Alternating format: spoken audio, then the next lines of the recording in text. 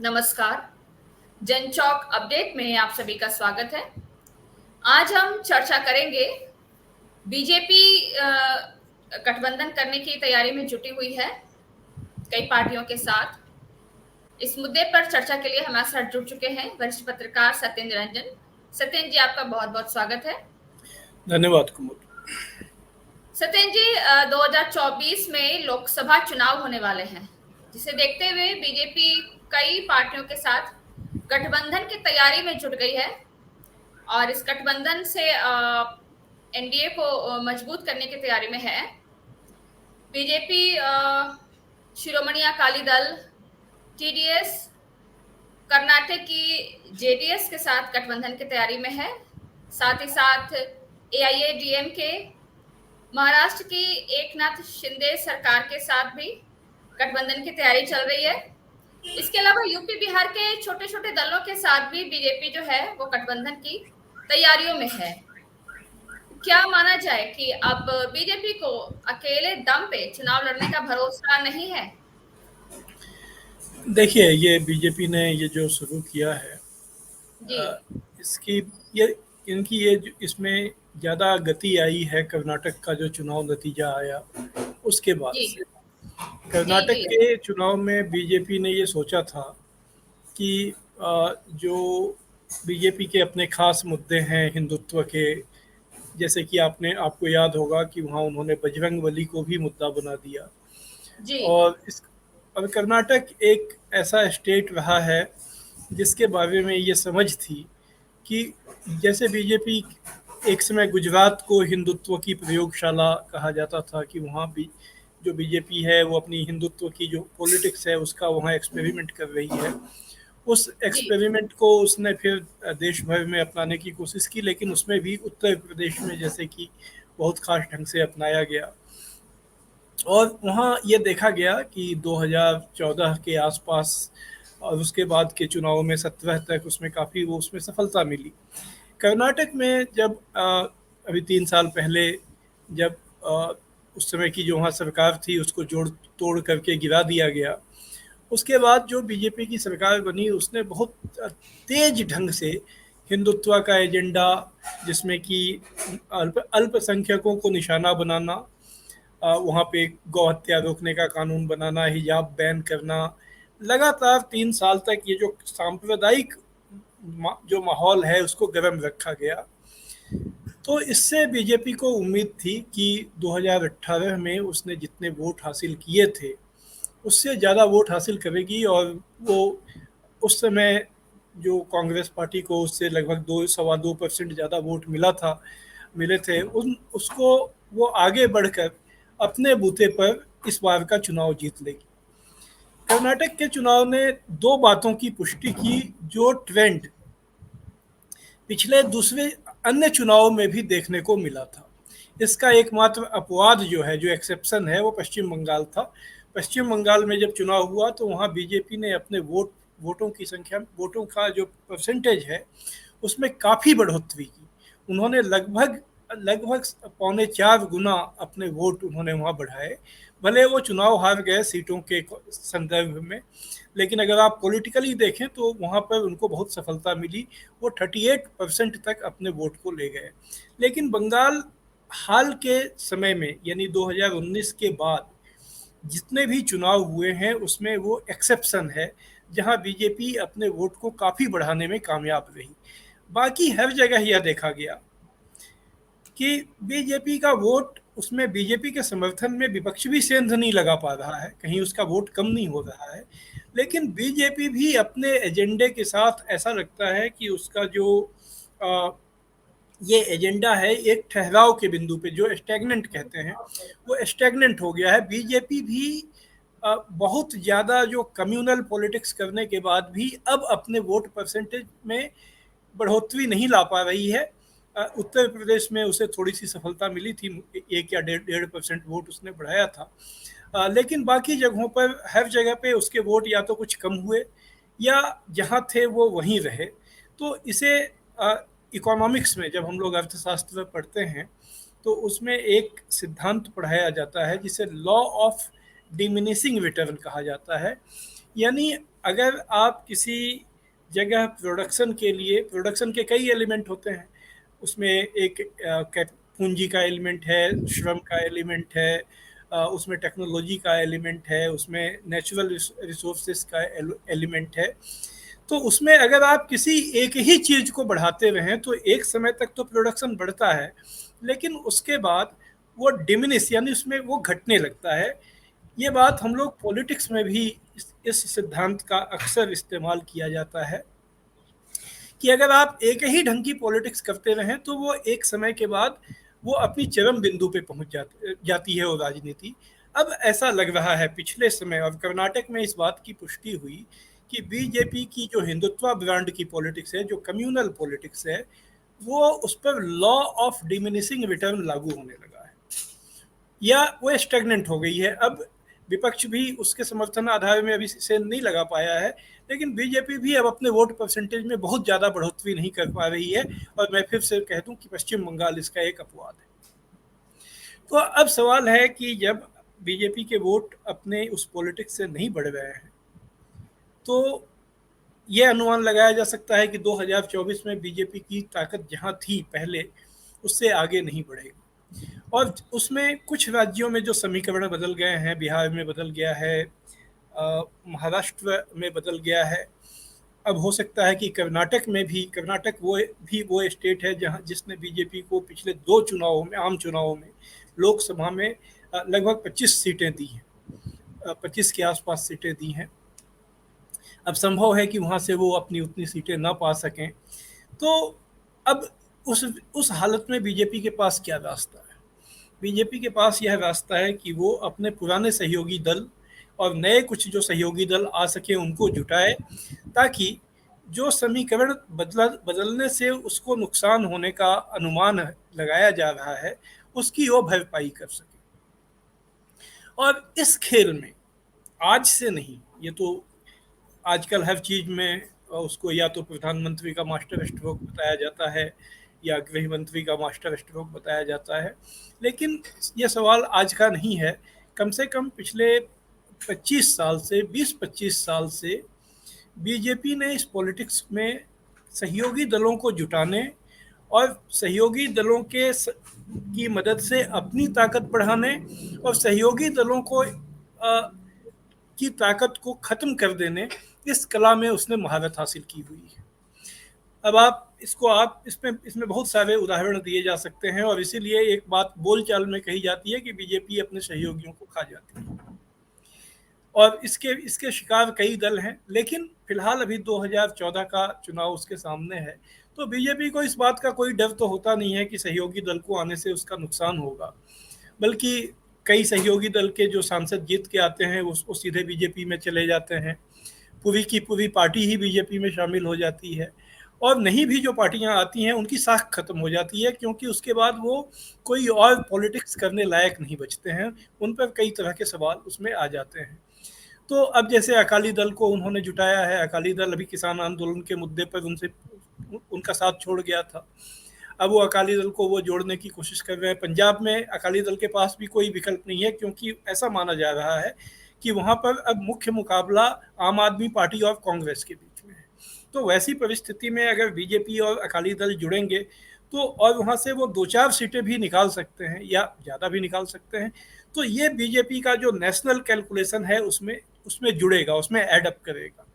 इसी तरह उन्होंने टीडीपी, तेलुगु देशम पार्टी को जोड़ने की कोशिश फिर से की है। चंद्रबाबू नायडू पहले भी बीजेपी के साथ रह चुके हैं, अटल बिहारी वाजपेयी जब प्राइम मिनिस्टर थे तब भी ये उनको परोक्ष या प्रत्यक्ष समर्थन देते थे। ये 90 के दशक के आखिर से ये बीजेपी की मदद करते रहे हैं। हालांकि पिछले चुनाव में ये आज उस भूमिका में थे जो भूमिका आज नीतीश कुमार निभाने की कोशिश कर रहे हैं। AIADMK हमेशा ही जो है वो बीजेपी का सहयोगी दल रहा है। ये जो शिंदे की शिवसेना है, इसका कोई मतलब नहीं है वहाँ पर, क्योंकि ये तो दल बदलुओं की पार्टी है। थोड़ा बहुत अंतर ये लोकल लेवल पे डाल सकते हैं, लेकिन फिर भी बीजेपी मैसेज ये देना चाहती है कि उसके साथ बहुत सी पार्टियां हैं, और वो एक जो विपक्ष यह इंप्रेशन पैदा करने की कोशिश बनाने की कोशिश कर रहा है कि वो एकजुट हो रहा है और एकजुट होकर कई स्टेट्स में वो समीकरण बदल देगा। तो बीजेपी भी अपने कार्यकर्ताओं के मनोबल को बढ़ाए रखने के लिए और इस इंप्रेशन के जवाब में यह इंप्रेशन बनाने के लिए कि वो अकेली नहीं है, उसके साथ भी सहयोगी दल हैं और वह जो समीकरण वो बना रही है उससे वो 2024 के चुनाव में एक बार फिर से देश की सत्ता में आने में कामयाब रहेगी। जी जी जी सत्येंद्र जी, गठबंधन की तैयारियों से तो ये साफ साफ लगता है कि बीजेपी का आत्मविश्वास जो है वो डगमगाया हुआ है और विपक्ष की एकजुटता को देख करके बीजेपी अपने दलों से के साथ फिर से गठबंधन करने की तैयारी में जुटी हुई है। देखिए, आत्मविश्वास तो की बात तो यह है कि बीजेपी अभी तक बीजेपी के लिए चिंता की कोई बहुत ज़्यादा खबरें नहीं है अभी तक, आज जब हम लोग बात कर रहे हैं, इसलिए कि कर्नाटक में वो चुनाव हार गए, लेकिन फिर कर्नाटक में उन्होंने अपने वोट परसेंटेज को बचाए रखा। उनको चिंता की उनके लिए वजहें दो तीन हैं। पहली वजह तो ये है कि बिहार और महाराष्ट्र में समीकरण काफ़ी बदल गए हैं। ये दो वो राज्य हैं जिन्होंने बीजेपी को मैक्सिमम सीटें दी थी, बहुत ज़्यादा सीटें। अगर वहाँ पर शिवसेना, महाराष्ट्र में शिवसेना, एनसीपी और कांग्रेस का एक फॉर्मिडेबल गठबंधन बनता है तो ये आम अनुमान है कि वो बीजेपी के लिए 2014 और 19 जैसी सफलता पाना बहुत मुश्किल हो जाएगा। इसी तरह बिहार में नीतीश कुमार के इस तरफ आ जाने के बाद कुछ फर्क पड़ेगा, काफ़ी फर्क पड़ेगा। ये कितना पड़ेगा अनुमान नहीं है, क्योंकि बीजेपी भी वहाँ पर छोटी पार्टियों को जुटा रही है। कुशवाहा जी की पार्टी है या चिराग पासवान की पार्टी है, उनको जोड़कर वो भी एक अपना जातीय समीकरण बनाने की कोशिश में जुटी हुई है।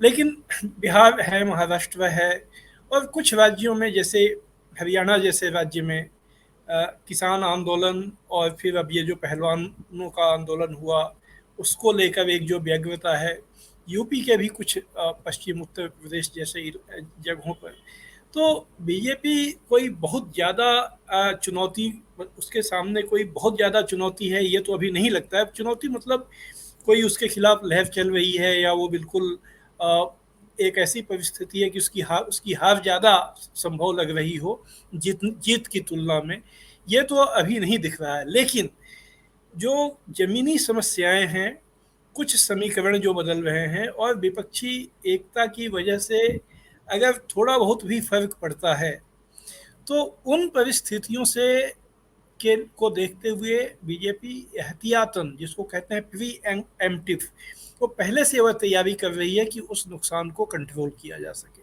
अब देखने की बात होगी, क्योंकि कोई भी चुनाव में कोई भी पार्टी 100% कॉन्फिडेंस के साथ मैदान में नहीं जा सकती है, क्योंकि चुनाव से ठीक पहले ऐसे बहुत से वोटर जो फ्लोटिंग होते हैं, अगर जो कभी जो इधर से उधर जाते रहते हैं, उन वोटरों का एक हिस्सा या ज़्यादातर हिस्सा इधर से उधर चला जाए तो कई बार चुनाव नतीजों में काफ़ी अंतर आ जाता है।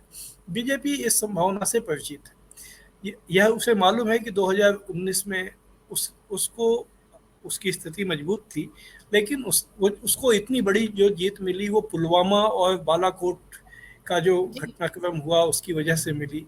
अगर पुलवामा और बालाकोट जैसी स्थिति फिर से पैदा नहीं होती है कोई, और सामान्य परिस्थितियों में चुनाव होता है, तो बीजेपी के लिए दिक्कतें हो सकती हैं। फिर 10 साल का उनका रिकॉर्ड है जिसको कि उन्हें डिफेंड करना है।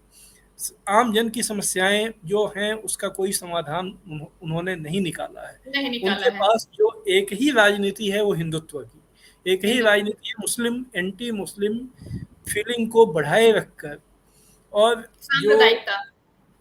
सांप्रदायिकता और जो हिंदू समुदाय का जो अपर कास्ट का तबका है उसमें ये सूक्ष्म ढंग से ये मैसेजिंग करके कि उनकी जो चिंताएं थी सामाजिक रूप से जो पिछड़ी दलित जातियां हैं उनके आगे की आने की, उसको उन्होंने मैनेज कर लिया है। और वो वो मैनेज करके जो सामाजिक बदलाव की जो संभावनाएं पैदा हो रही थी उसको उन्होंने फिलहाल रोक दिया है। रोक इससे दिया है। उन्होंने एक बड़े तबके को अपने पक्ष में बना रखा है, लेकिन वो तबका इतना बड़ा नहीं है जिससे कि वो चुनाव जीत सके। जी उसके जी लिए उन्हें जो बहुजन हैं इस देश के, जी उनका बहुत बड़ी संख्या में वोट हासिल करना पड़ेगा, जो पिछले 2 चुनावों में उन्होंने किया है। जी उन तबकों को कैसे बनाए रखा जाए, उसके लिए जो उन तबकों से जुड़ी हुई जो उनकी जो जातियां हैं, उनसे जो जुड़ी हुई पार्टियां हैं, नेता हैं, उनको कैसे अपने फोल्ड में लाकर एक जो अभी तक बीजेपी की स्ट्रेटजी है कि जातीय आधार पर कहीं यादवों के खिलाफ दूसरी जातियों की भावनाओं का इस्तेमाल करना, कहीं किसी जाटों के खिलाफ अन्य दलित जातियों का करना, ऐसा। तो इस राजनीति में उनको फिर से जो भी छोटी छोटी जातियों के पार्टियां हैं उनको जोड़ा जाए। जी आपने जिक्र किया कि यूपी और बिहार में वो बहुत छोटी छोटी जातियों के साथ की जो छोटी छोटी पार्टियां हैं उनके साथ वो बात कर रही जी हैं, जो अलग अलग जातियों का रिप्रेजेंटेशन करने का दावा करती हैं। तो बीजेपी इन तैयारियों में जुटी हुई है और इन तैयारियों में उसे उसे महारत भी हासिल है। मैं अंत में ये बात दोहरा दूं कि बीजेपी सहयोगी जुटाने, सहयोगी दल की ताकत को अपने फायदे में इस्तेमाल करने और सहयोगी दलों को फिर को अप्रासंगिक या बहुत कमजोर बना देने में माहिर है। ये महारत उसने पिछले 25-30 साल में दिखा। 25 साल में तो डेफिनेटली 1995-96 के बाद जब वाजपेयी जी का दौर आया 1998 में, तो उस समय से ये अनेक पार्टियां, ये बड़े बड़े नेता होते थे, शरद यादव थे, जॉर्ज फर्नांडिज थे, इन सब जुड़े उनसे। ये जुड़ने के बाद ये अप्रासंगिक हो गए पॉलिटिक्स में। बीजेपी ने इनकी विरासत को अपने साथ जोड़ लिया। तो ये बीजेपी की महारत है। उस महारत को इस बार वो कितनी कितनी महारत उसमें दिखाती है, उस महारत को फिर से उसको उसका इस्तेमाल करती है, इसको देखने पर नज़र होगी। लेकिन बीजेपी ने एक प्रीएम्प्टिव एक्शन, खतरे को भांप कर पहले से तैयार हो जाना, उस तैयारी को उसने शुरू कर दिया है। तो ये जो तैयारी कर रही है बीजेपी गठबंधन की, इससे 2024 के चुनाव में जीत की कितनी संभावना बढ़ेगी? देखिए, अभी तो कहना बहुत मुश्किल है, अभी 1 साल बाकी है, क्या माहौल बनेगा, क्या जी परिस्थितियाँ बनती है। लेकिन मैंने 2 बातें जो शुरुआत में कही कि बीजेपी की जो अपनी ताकत हिंदुत्व के आधार पे बनी है, उसमें कहीं सेंध नहीं लगी है अभी तक। लेकिन बीजेपी हिंदुत्व के ज़रिए अपनी ताकत को और बढ़ा भी नहीं पा रही है।